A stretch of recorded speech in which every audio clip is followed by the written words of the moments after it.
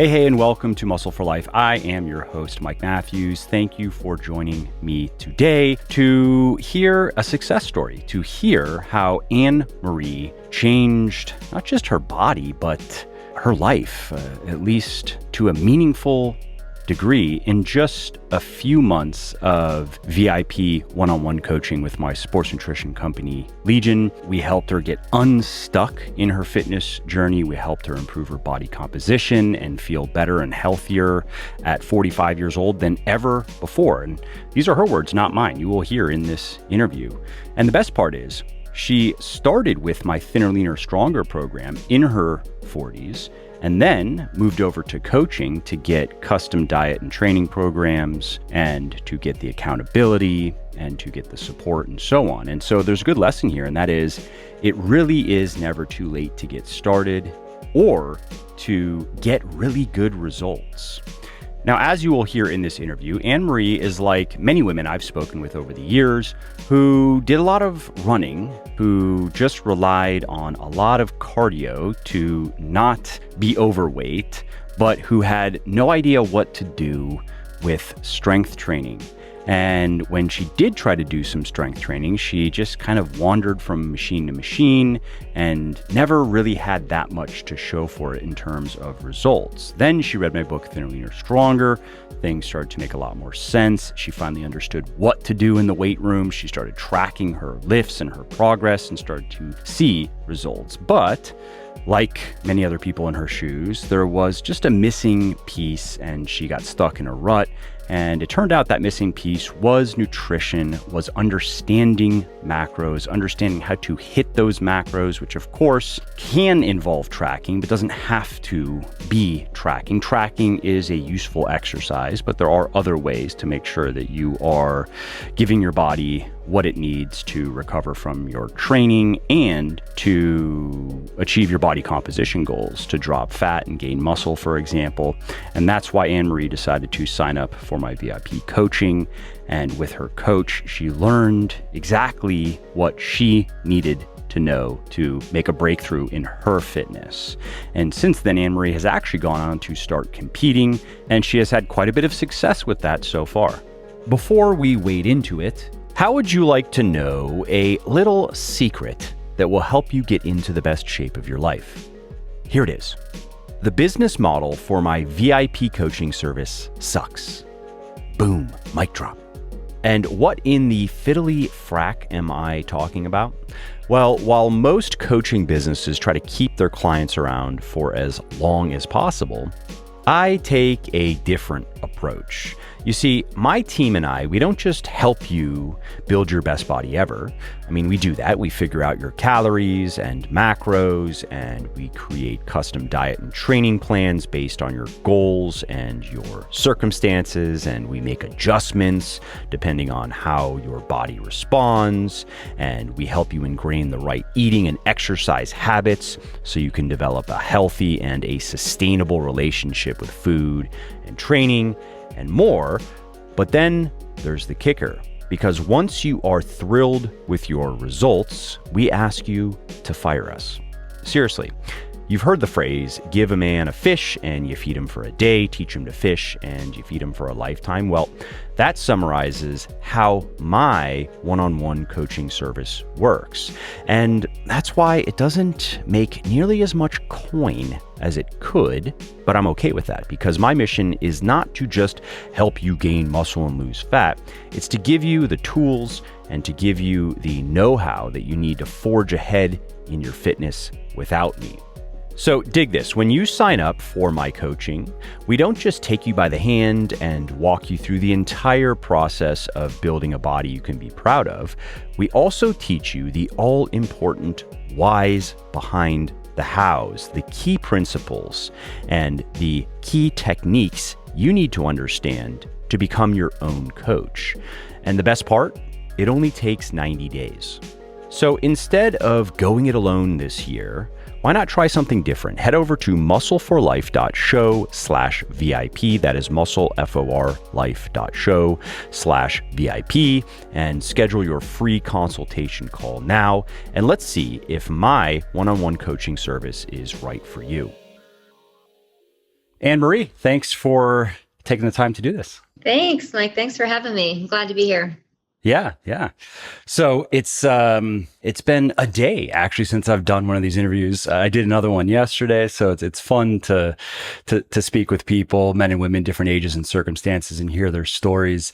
And so that's what we're going to be talking about today is your story. And normally how I start these discussions is if you can kind of just give us maybe a kind of before and after snapshot, just for people listening, before you found me and my work, where were you at with your fitness? And for different people, that means different things. Sometimes it's body composition. Sometimes it's, they just weren't enjoying the how they were having to eat or train or whatever. And then where you're at now, just for the sake of contrast. And then let's rewind to where you were at before and hear how things were going. Okay, so I considered myself a pretty fit person most of my life. I joined the military. I was a little bit older. I didn't join right out of high school, but something that I was always interested in. I had always done some kind of working out, be it running, mostly probably in the last decade, probably more running, and not a lot of knowledge or attention to my diet or nutrition. So I thought had a good idea about what eating healthy was. I also work in healthcare, so I'm pretty, I consider myself an educated person in that regard. But I've learned a lot in the last few years along the way, just different kind of training and different kind of eating. And I think that's what really probably has helped me turn the corner to where I am now. It's funny. Can I jump it? I'll just jump in. Yeah.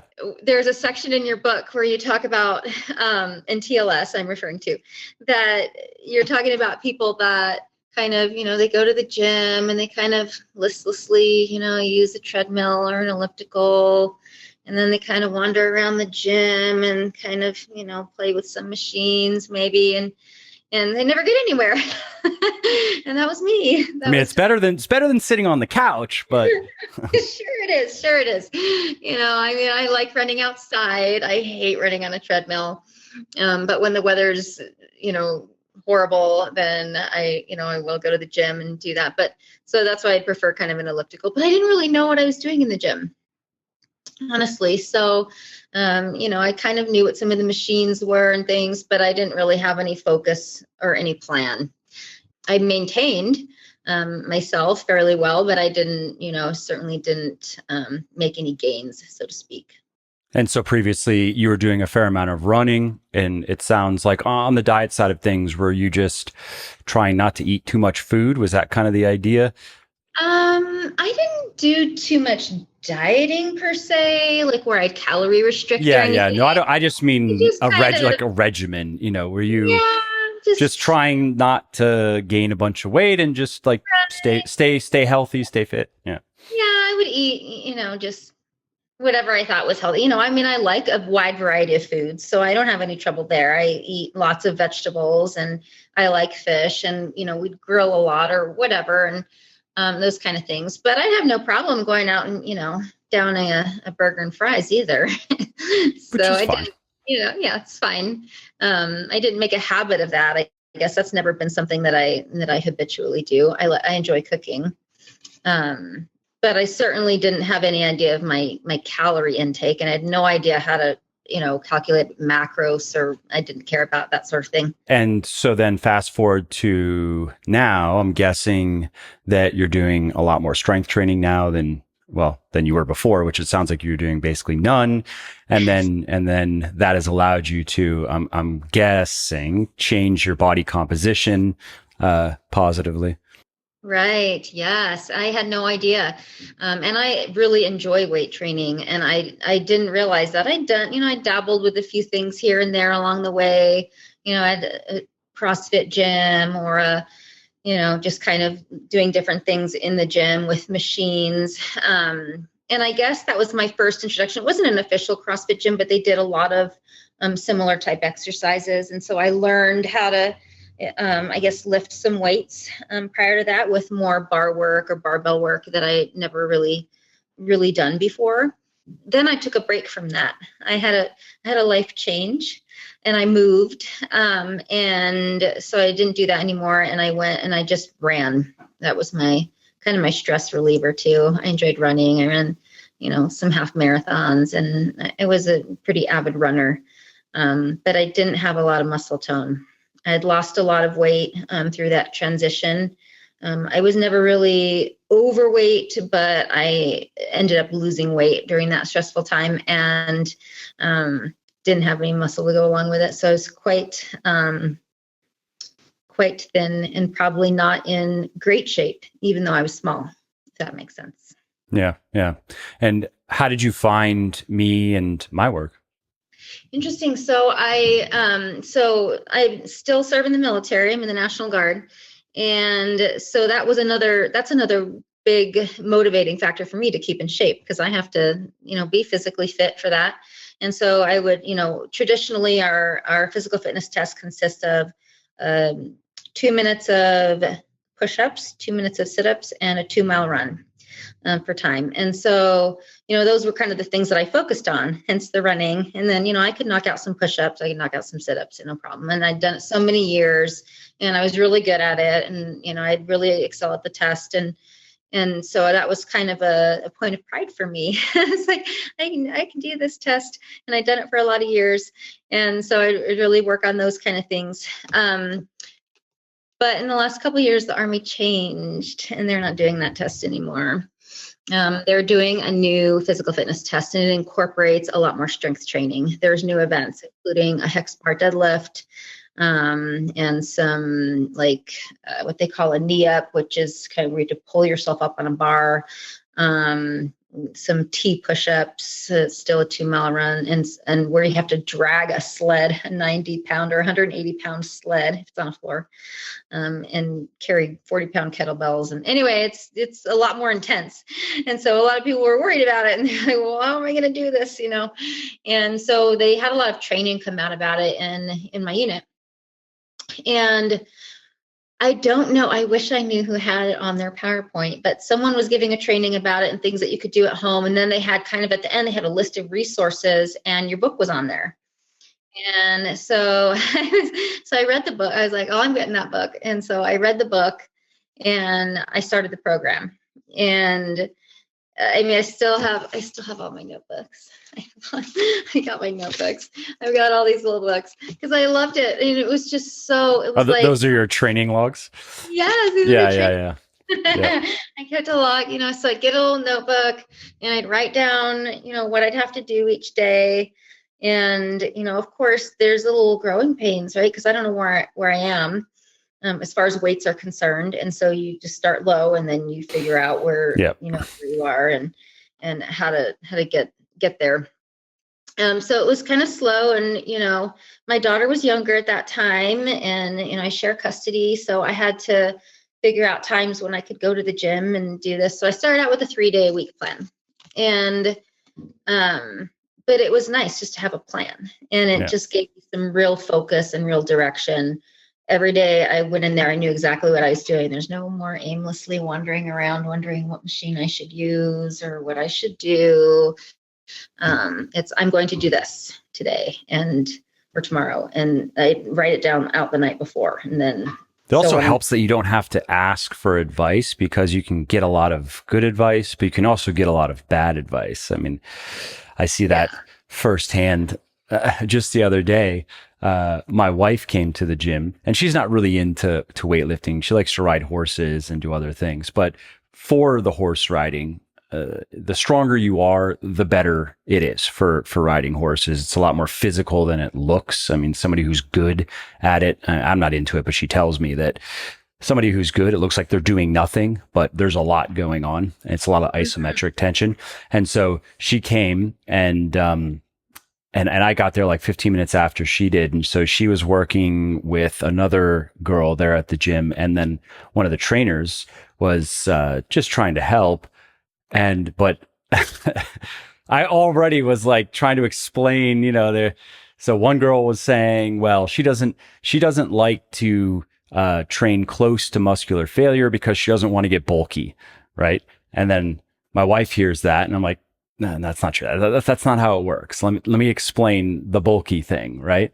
And then I try to explain it, but then my wife's inclined to listen to me, but the other two women are not, right? And so then they're still saying, well, yeah, but then the trainer's like, well, yeah, we should progressively overload. And then they went, well, I don't want to get bulky though. So, and I was just like, all right, well, I'm gonna go do my workout. And the good news is, and particularly for my wife, because she's not really into weightlifting, it's like, look, in the beginning, you can do kind of anything and you're gonna make progress. So you don't have to know all that much, and you can make mistakes, but again, your body's so responsive in the beginning, you're going to make progress. But by knowing what you're doing, you avoid situations like that. Yeah. And it's funny, I mean, it's intimidating at first to go in there if you've never, kind of Of been in a course, yeah. or you don't know how to set up the weights, or you're not sure what weights to use or how much, and all of it is just can be overwhelming. I don't tend to get too caught up in all of that, but I understand how that is for people. And so I don't interfere with people, but if they ask me, or if they kind of catch your eye or something, or they're looking a little questionable, then sure. But I had a guy one time tell me, I think he saw me kind of like switching out the weights and stuff. And I think I was on the hex bar. And so I needed a lower weight, but the gym, the lower weights are smaller, right? And so then the height wasn't right. And so he was like, there's these over here that are, the big 15 pound. Yeah, but they're skinnier. Yeah. They're lighter weights, and so I was like, oh, great, and that was very helpful. Yeah, Like, yes, that's helpful advice. That's great. I did not know that. And so, sometimes it's good for people to say something, but yeah, I enjoy going to the gym. I think, and it really has changed my body composition in a good way. I mean, I feel healthier. My energy's better. I sleep better. I'm stronger, and I can probably. How is your weight changed? I know a lot of women are surprised when they've come through a bit of a transformation, even if it doesn't have to be a dramatic one, even because I know many women that I've spoken with over the years, they'll come into something like this with an idea of what their ideal weight is, usually based on some weight that they were at in the past when they liked how they looked or felt. And they're often surprised to see their weight. It's often higher than they anticipated when they get to a point where they're like, shit, I look really good and I weigh like 10 pounds more than I thought I would want to weigh. It's hard to gauge how much it's fluctuated, and I guess I don't value that as much as how my clothes are fitting. Of course, yeah. Or how I feel. But I would say that, and I'm small framed, and I'm short. So, I don't carry a lot of weight. And when I carry a lot of weight, it tends to be more fat. But I will say that my weight is probably similar now to what it was several years ago when I was in my high stress, unhealthy weight loss stage. Yep. But I have a lot more mass, like lean mass. Yep. Than I did then. Yep. And so, to me, that's the difference. I'm not all, flabby and saggy and, I was small, but I didn't have any, I didn't have any mass or any kind of strength. Yep. I feel I did. I mean, yeah. But it that's common that I hear from women who, maybe they would say that they felt kind of skinny fat when they started. And then now they have, an outstanding body composition, and they look totally different. Their clothes fit totally different. But like you just said, their weight, when it's all said and done, didn't really change much. They kind of traded the weight of the fat for the weight of the muscle, and that totally transformed how they look. But on the scale, looks the same. Right. Yeah. My weight I mean, it's probably fluctuated by 20 pounds, over the years, over the many years. But I weigh a lot less now than I did in my 30s. I'm 45 now. But I'm a lot healthier and in better shape now than I've ever been in my life. That's awesome. And did you deal with any kind of intimidation, gym intimidation in the beginning, or did you feel like you knew enough that you felt pretty confident? I had some basic knowledge, but yeah, there was a little rough at first. That, like I mentioned earlier, kind of that going in and, oh gosh, you feel out of place, or I it's harder for me to gauge now because I'm like, well, everyone belongs there. I don't care what your level is. If you've showed up, good on you. But when you're the one in that position, you Yeah. don't feel that way. You're like, oh, I don't belong here, or I don't fit, or I don't know what I'm doing, or it's you try, can have there is a lot of that, and it's mostly kind of your own negative self-talk, honestly. Yeah. Because if someone else is, looking at you and making a judgment, that's their problem. I mean, that's how I look at it now. But of course, you put that on yourself. And that's not a fun place to be. I'm a pretty determined person and pretty stubborn. And if I decided that I was going to do something, then I was going to do it. And it didn't really matter to me too much about that. You have to turn off the noise sometimes and kind of get through that. And I got through it. And now I'm comfortable and I know what I'm doing, and it takes time. That just takes time. So I would encourage, people. How long until you felt comfortable? Probably not too long. Probably in that first, couple of months, it was like, okay, I got this. And then, maybe you throw a new exercise in there, but then it's like, okay, even if it's a new exercise, I know that I've done new things before. So now it's just a matter of manipulating the weights and seeing where I need to be, and working from there. But actually going, and then I like my gym because, it ends up being familiar faces, and you kind of have your usuals after a while, and you kind of get to know people. But everyone's situation is different. So. You mentioned that you started 3 days per week. And how was that? Well, because when you started, were you still going through this stressful period? I think you said you were. No, that had or was that after that? by that time. Yeah, that was after Okay. that. Yeah, that was a little bit after that. So yeah, that worked really well for me just because of my schedule. I work full time, and I had a young daughter at home, and I couldn't just go. I couldn't leave her. How did you make that work? I know a lot of people, they ask me, they'll say like, I want to make it work, but my circumstances don't make it easy per se. Right. For sure. Everyone's circumstances are different, and it's not always easy. But you have to prioritize what is, what you're going to make important. Like I mentioned, I share custody. And so I would work around the times that my daughter was with her dad. And so if there was a time of week, and whether that was in the morning or because sometimes it would be like, well, I have to go this morning because this afternoon I'm going to have my daughter. So I'm up at 4:30 and I'm hitting the gym because that's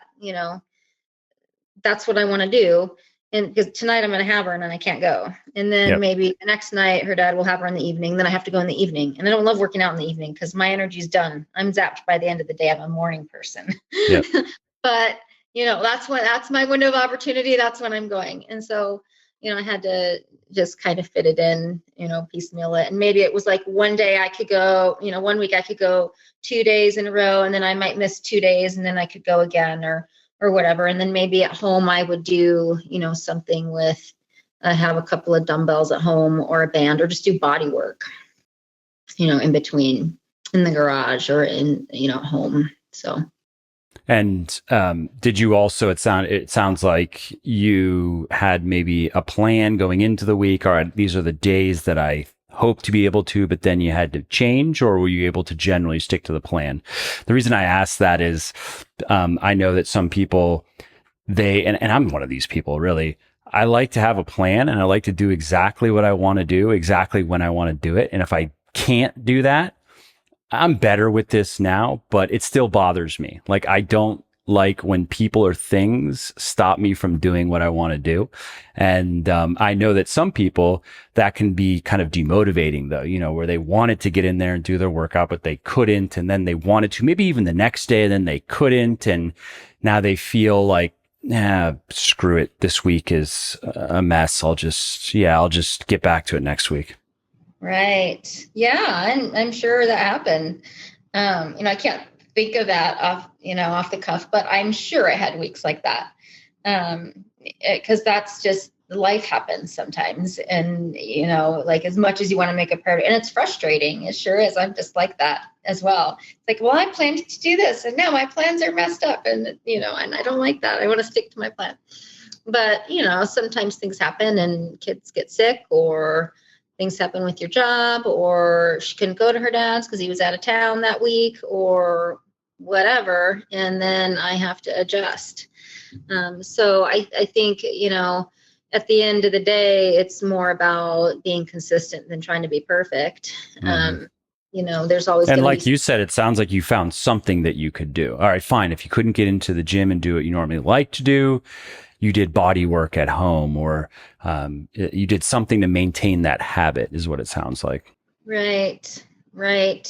Because again, I didn't get to do this particular workout, but I had, see my little notebooks here. I made up little HIIT workouts. And so I had little backups in the back of my notebook. Okay, well, then I'm going to do these because I have, the things I'm able to do at home. So I'll do this HIIT workout, and I'd have them programmed to be like 30 minutes or whatever, however many rounds I wanted to do. So having a little bit of a backup plan. Yeah. Things go awry. Yeah. And, something that that some people don't realize, maybe even some people listening, is even if you just do body weight training, even if you're fit, even let's say you're a fit guy, right? So like push-ups, you might do sets of 60, 70 push-ups. It doesn't, it doesn't seem like it's all that effective compared to getting in the gym and bench pressing 300 pounds, right? But doing just body weight stuff, and especially if you can add some bands, is you still can get a decent training stimulus out of it, and certainly for maintaining muscle and strength. Now, we'd have to basically sit around and do nothing for a couple of weeks before we really start to lose muscle tissue. But even for just maintaining performance, maintaining the habit, a week gets messed up, you do some body weight stuff at home, and you get back into the gym the next week. Chances are you're going to be able to pick up right where you left off because you did that body weight stuff at home. And so it's not a wash. I think that, but I've had people ask me about this over the years where they feel kind of bummed out because they felt like their home workout was regression. It was like worse than zero. You know what I mean? And that's not the case. No, it's not the case. And I've had times too where maybe I've taken a couple of weeks off or things didn't work out, where I had, now there's this significant, obstacle, and now time went by. And now I really do feel like that. And like, oh gosh, because breaking a habit, starting the habit and then, breaking and then trying to start it again is difficult. We've all, that's hard. And when that happens, to get back into it, it's like, and then you do feel like you've regressed. And, maybe and I'm sure I had at some points, but it's like, it doesn't matter. This is where I'm starting again. I'm starting again from this point, and I'm going again.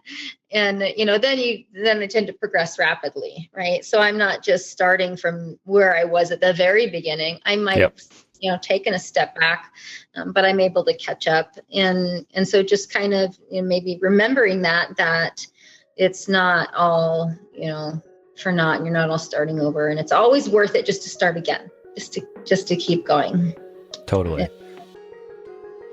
Hey there. If you are hearing this, you are still listening, which is awesome. Thank you. And if you are enjoying this podcast, or if you just like my podcast in general and you are getting at least something out of it, would you mind sharing it with a friend or a loved one or a not so loved one even, who might want to learn something new? Word of mouth helps really bigly in growing the show, so if you think of someone who might like this episode or another one, please do tell them about it.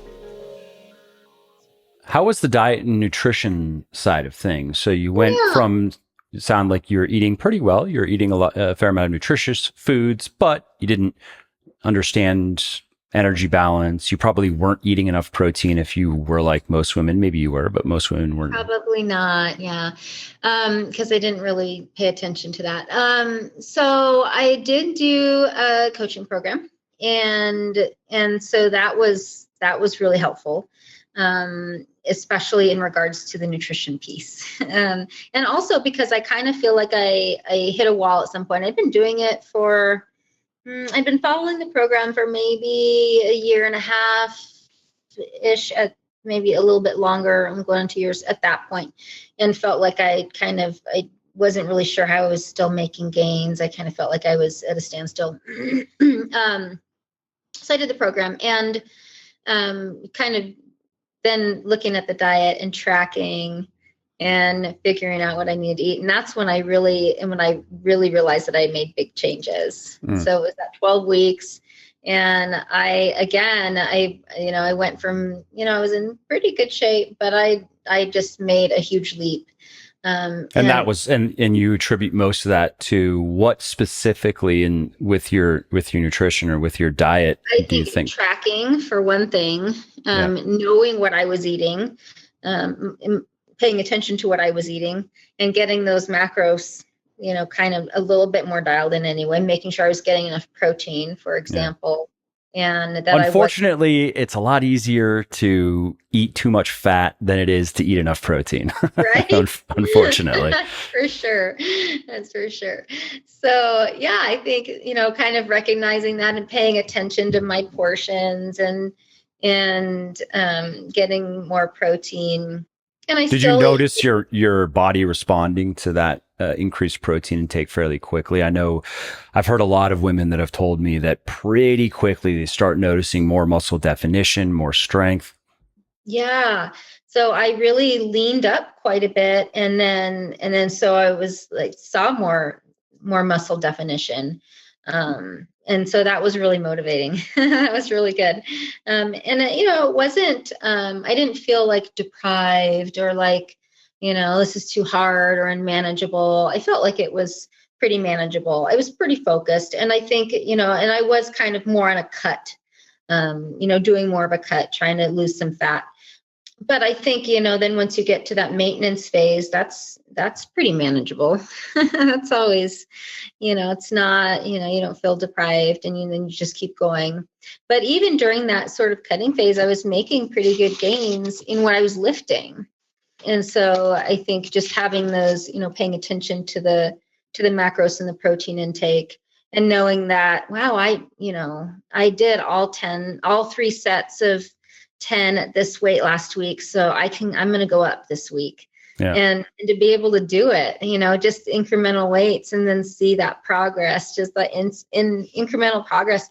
That's really motivating. That's what I love about it, too, is kind of when I kept my notebooks and kind of looking back through my little pages. Oh, I did this one 3 weeks ago. Oh my gosh, look what I'm lifting now. Right? And it's fun. Yeah. And you need that. I think, or at least most people do. I do, especially as you get stronger and as the progress, at least in the mirror, becomes less obvious because it slows down.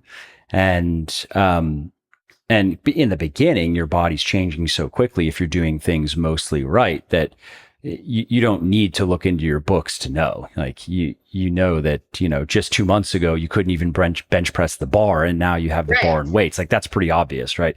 But as you get stronger and things slow down, it helps a lot to track like you're doing. And that's one of those kind of common mistakes that many people make, is not tracking. And then they don't know exactly what to do. They don't know where things are going. And then that makes it less fun.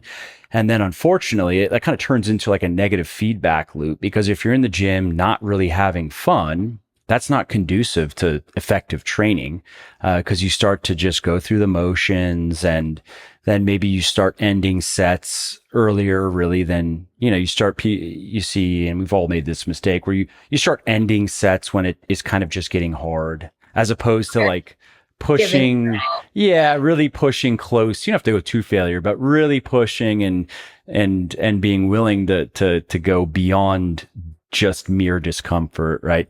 And so tracking and something, if you're not already doing it, I mentioned this in the sequel to Bigger, Leaner, Stronger, which I do want to turn that into a book for women, because quite a bit of it would be different, especially the programming. But if you're not, and for people listening, this is a useful tip. If you're an experienced weightlifter and you're not tracking, I like reps in reserve, something that indicates how hard each set is. And so reps in reserve is the number of good reps you still have in the tank.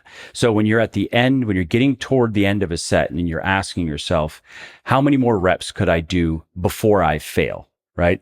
And the sweet spot for compound exercises is, I like at least, so I do 4 sets of all exercises right now. So if I'm squatting, I like to feel like I have 1, maybe 2 good reps left at the end of my 4th set. So it's pretty hard. Like, my final rep is not a grinder, because when you get to a real grinder, that's usually a 0 good reps left. Like you're not going to get the next rep if you go for it.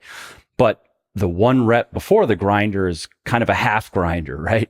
And so that's an appropriate intensity for an exercise like that. And if you're doing a biceps curl and you want to go right up to the grinder, or you want your first set to be, maybe 1 good rep left, I think that's fine as well. The problem with that with a squat is if your first set of 4 is really hard and your final rep is like a grinder, a half grinder, unfortunately, by set 4, you're probably gonna have to take weight off the bar. You're probably going to be too gassed, right?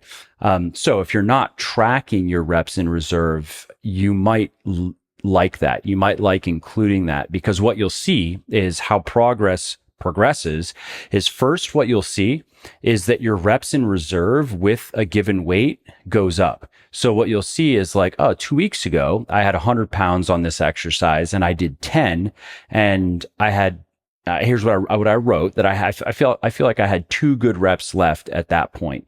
Now I just did that same exercise, 100 pounds, and I had 3 good reps left. That actually is progress. You're not seeing it yet in the weight, but of course, then that eventually turns into, because maybe your 3 sets or 4 sets, let's say it's 3 and you got 10, 9, 8, right? And then eventually that turns into 10, 9, 9, and then maybe 10, 10, 9. It's not always perfect and mathematical like that, of course, but where you'll see that progress first is actually in your reps in reserve, because it indicates that you're a little bit stronger, that you took that weight, you did your 10, and instead of 2 more, you now can get 3 more. So, a tip that I've found useful. That is useful. And now I gauge, like, well, how much effort did I really put into that workout? Was it, I always put in effort, but did I think, for all the effort that I put in, was it hard? Was it really hard? Was it sort of moderate? Was I giving it my all? Not every workout's the same, right? And energy, and there's a million factors, and how you slept and what's going on and other things. But that's a good, it's the same idea. It's just more granular. Right. Which then also, again, it helps in even just kind of getting into the headspace of what you want to do in this workout, where that you're, let's say, going to be using the same weight and you're going to go for those 10 reps in that first set, but that the last time you did it, you had 2 good reps left. And so let's see how it feels. Can this one be a 3? Because again, that's an indication of a little bit of progress. Progress is good. How did you find your way to competing?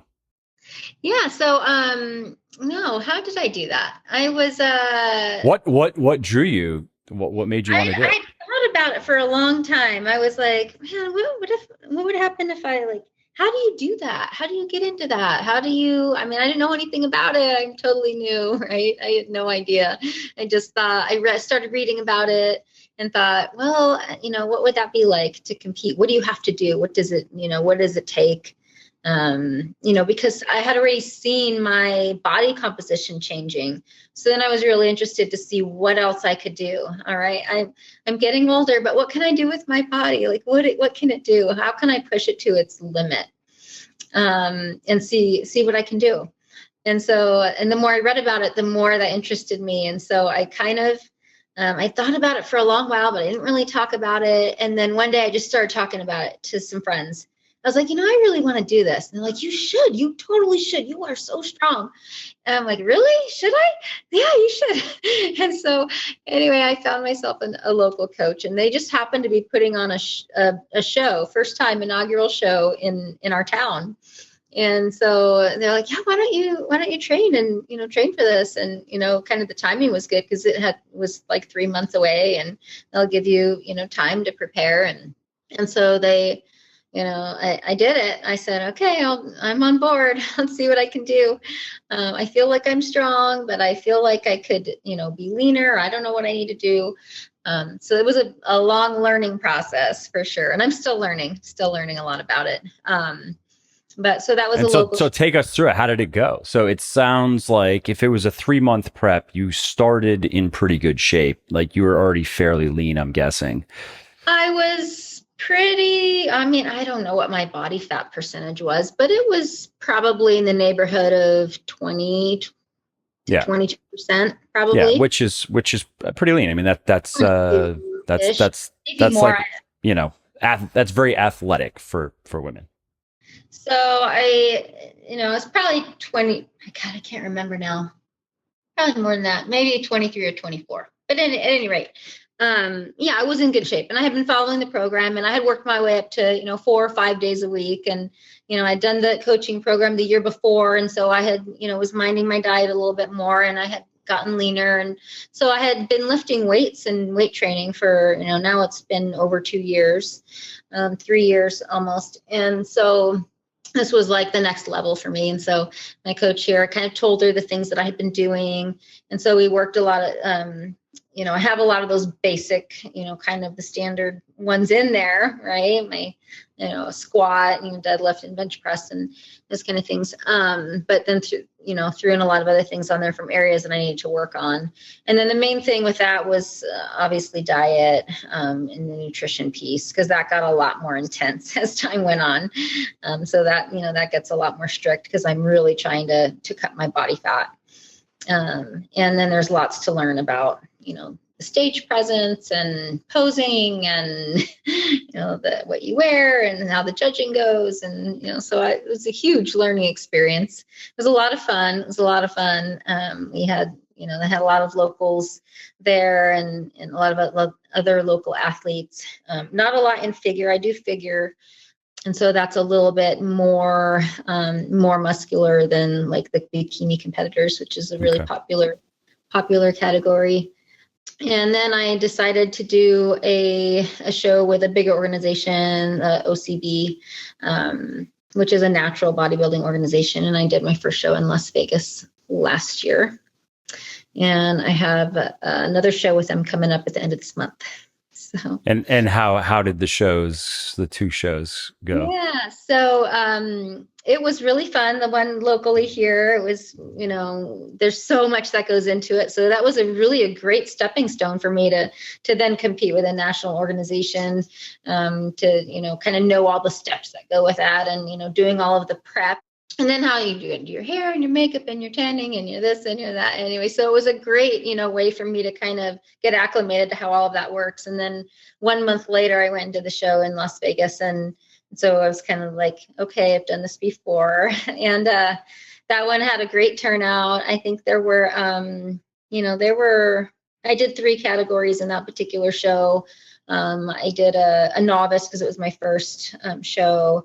An open category and a masters, which was over 40. And I won first place in masters and third in novice and 4th in open. And that was the biggest category.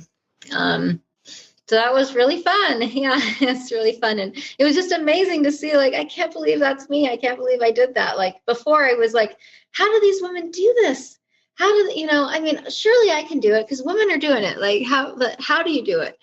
So trying to figure out what do I need to do to get there, and then working on, doing the steps you need to get there. And then, well, now here I am. And so that's, it's really fun. It's kind of surreal sometimes. It's like, wow, this really is truly, you can do it. And I mean, you can really start weightlifting.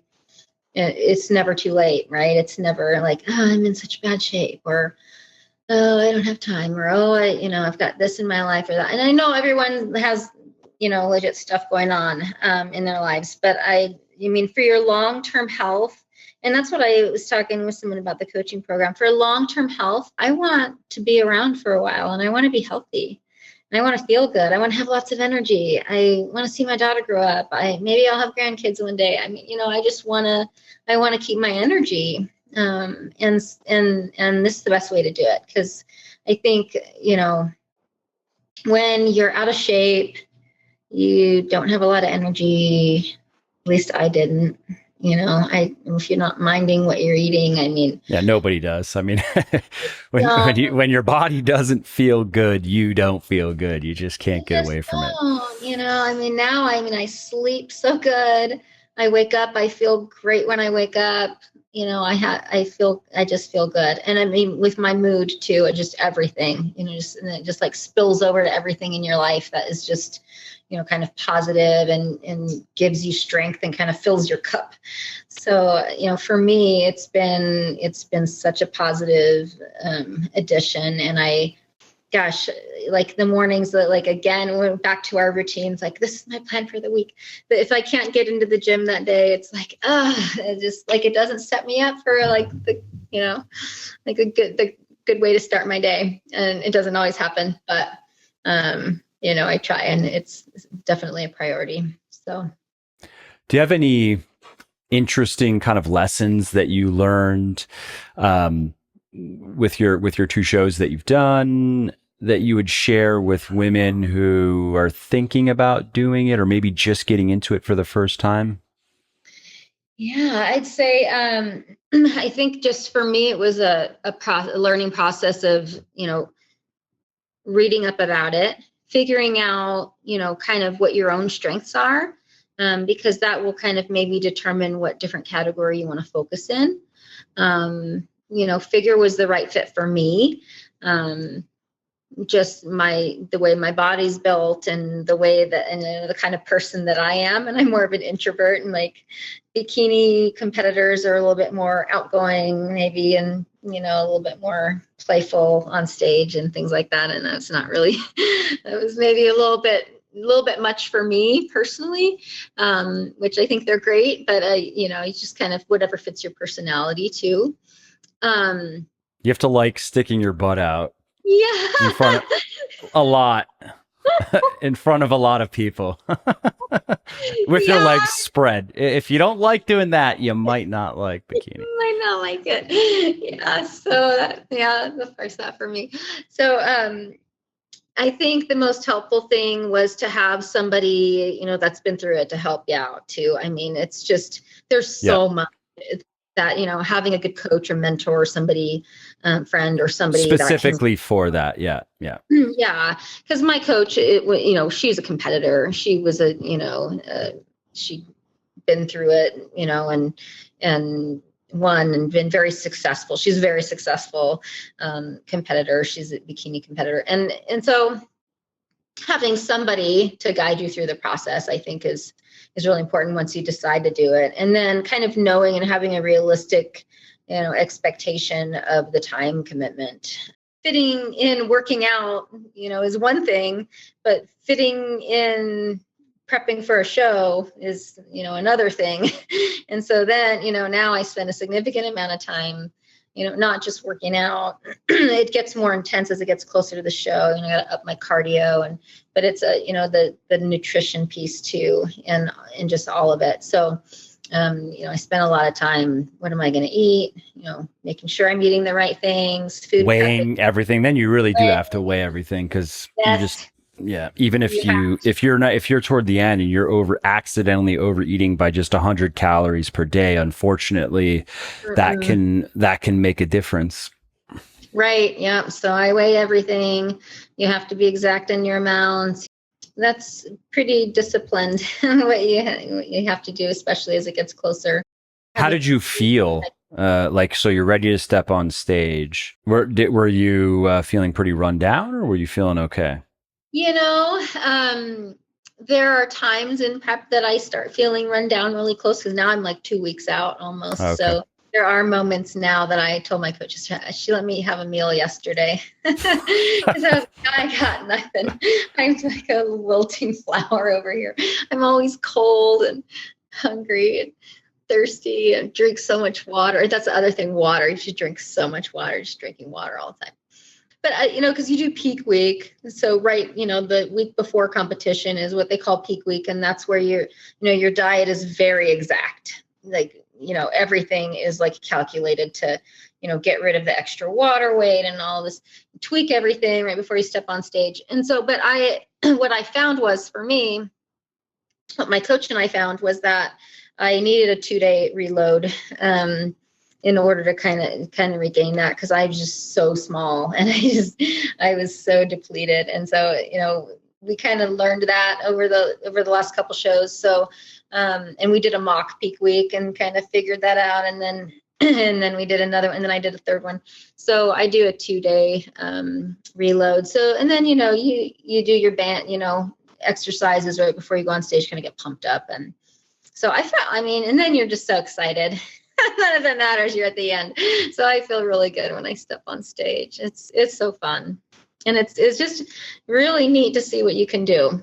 Right. And, especially at this time in my life, I never thought I'd be doing that. Yeah. I mean, you can, you can find examples of people in really good shape who are 70, 80, even 90 years old. So there's no reason, so long as we're thinking with the 30-year plan, that we can't be one of those people as well. Right.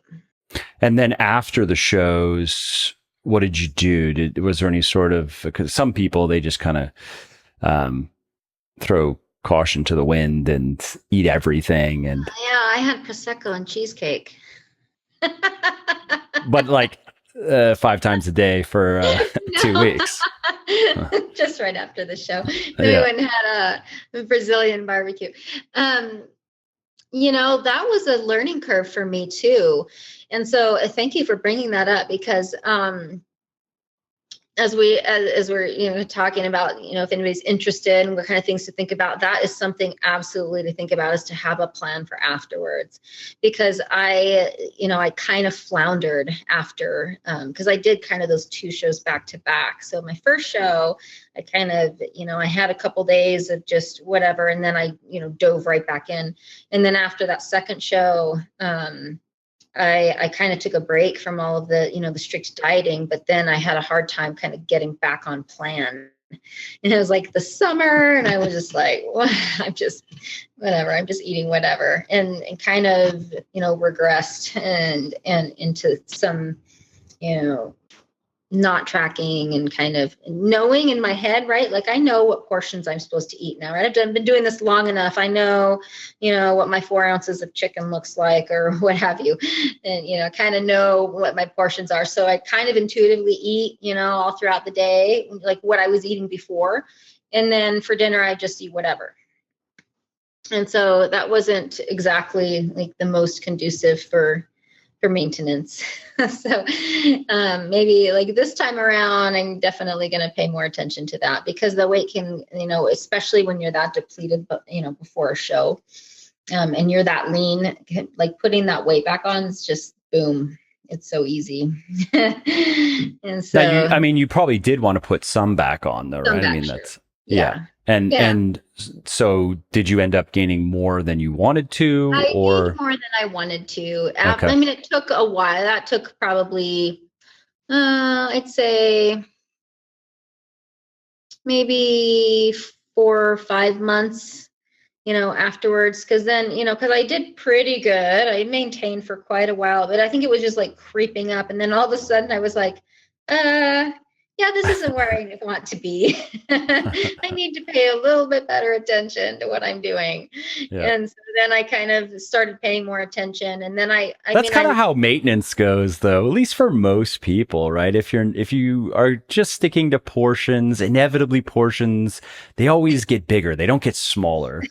You know what I mean? So eventually maintenance is it turns into that, where you're like, all right, I'm just a little bit fatter than I want to be at this point. So then I'm going to cut and I'll get back to this maintenance, understanding that the tendency is always to get fatter when maintaining, not leaner. I mean, really, it is, right?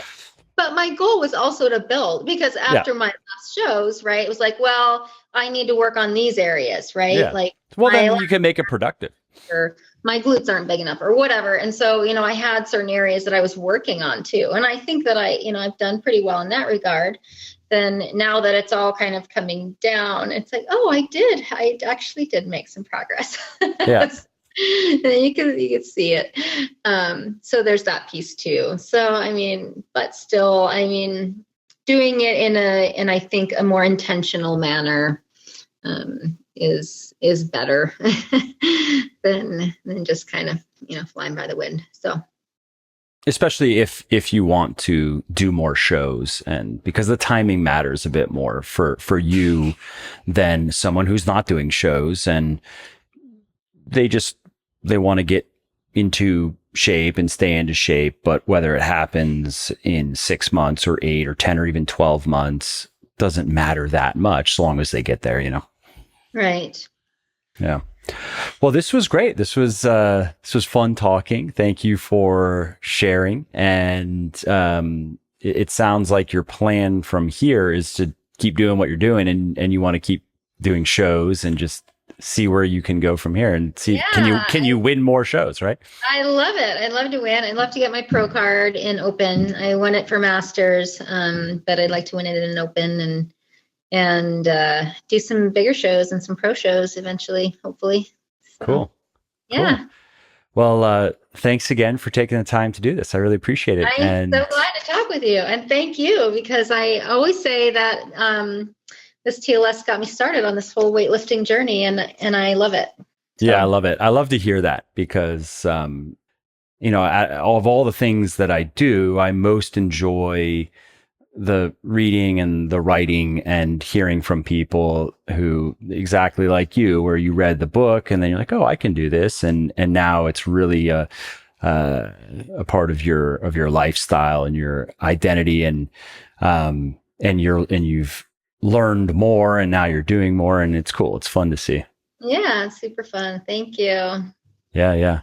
Before we wrap up, if people want to find you and follow along, you're on Instagram, right? Yeah, are you on other social media? Where can they find you? Yeah, on Instagram. My handle is Anne in the Arena. And so Anne Marie Octavio, and that one's open. So that's kind of following my fitness journey and my competitions and my training and nutrition and other fun things. So yeah, look me up. Thanks again for doing this. Yeah, so fun. Great to talk with you. Well, I hope you liked this episode. I hope you found it helpful. And if you did, subscribe to the show, because it makes sure that you don't miss new episodes. And it also helps me, because it increases the rankings of the show a little bit, which of course then makes it a little bit more easily found by other people who may like it just as much as you. And if you didn't like something about this episode or about the show in general, or if you have ideas or suggestions or just feedback to share, shoot me an email, mike@muscleforlife.com, muscleforlife.com, and let me know what I could do better, or just what your thoughts are about maybe what you'd like to see me do in the future. I read everything myself. I'm always looking for new ideas and constructive feedback. So thanks again for listening to this episode, and I hope to hear from you soon.